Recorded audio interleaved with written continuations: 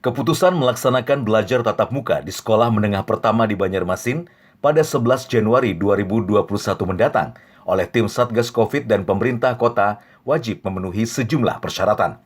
Selain penerapan protokol kesehatan ketat, seluruh tenaga pendidik yang menggelar sekolah tatap muka juga harus mengantongi surat bebas virus corona. Para guru pengajar wajib mengikuti pemeriksaan COVID dengan metode swab atau rapid antigen sebelum mereka melaksanakan kegiatan sekolah luring. Hal itu disampaikan Wali Kota Banjarmasin Ibnu Sina sebagai upaya memutus penyebaran virus asal Wuhan tersebut.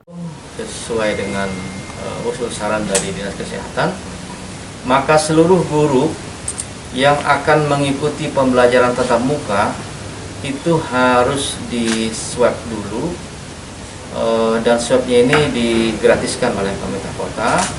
Kemudian diprioritaskan kepada guru-guru yang resiko tinggi atau komorbid, yang punya penyakit penyerta. Itu akan diswab terlebih dahulu supaya memastikan bahwa apakah beliau bisa mengikuti pembelajaran tatap muka atau justru istirahat aja dulu. Dinas Pendidikan Kota Banjarmasin tidak mengeluarkan izin bagi sekolah yang berada di zona merah untuk melakukan pembelajaran tatap muka. Sekolah yang di zona merah tidak diperkenankan untuk sementara. Nah, gitu.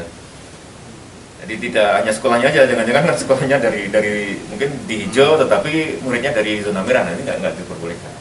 Untuk alamat? Oh, alamat sekolah kan dia punya dapodik, Pak. Ya, itu tugas sekolah masing-masing nanti.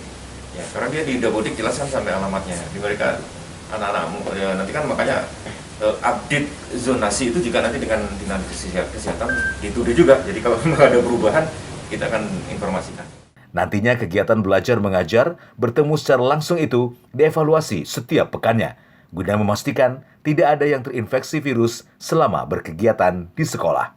Satya Naka, Kalsel 1net.